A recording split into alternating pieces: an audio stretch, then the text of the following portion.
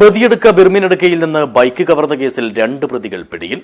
അന്വേഷണത്തിനിടെ ലഭിച്ച നിർണായക വിവരം മുൻനിർത്തി ചൌക്കി ഭാഗത്ത് നടത്തിയ നീക്കത്തിലൂടെയാണ് പോലീസ് ഇരുവരെയും വലയിലാക്കിയത്. This news sponsored by Bobby Chamanur International Jewelers, traditionally trusted for 162 years. Madhur Patla സ്വദേശി ഗണേശ് എന്ന അപ്പു, പെരിയടുക്ക സ്വദേശി മൻസൂർ എന്നിവരെയാണ് ബദിയടുക്ക പോലീസ് അറസ്റ്റ് ചെയ്തത്.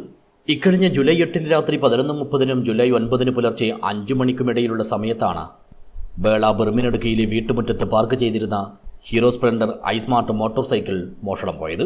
സംഭവത്തിൽ വാഹനത്തിന്റെ ഉടമയുടെ മകൻ CH പ്രണയ് നൽകിയ പരാതിയിൽ ബദിയടുക്ക പോലീസ് കേസെടുത്തിരുന്നു.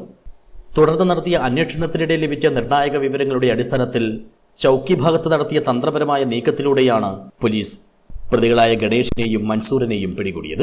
മോഷണം പോയ ബൈക്ക് ഉൾപ്പെടെ കേസുമായി ബന്ധപ്പെട്ട കൂടുതൽ തെളിവുകൾ കണ്ടെത്തുന്നതിനും പ്രതികൾക്ക് മറ്റും വാഹനമോഷണ കേസുകളുമായി ബന്ധമുണ്ടോ എന്നത് സംബന്ധിച്ചും അന്വേഷണം തുടരുകയാണെന്ന് പോലീസ് അറിയിച്ചു. News bureau, Uppala.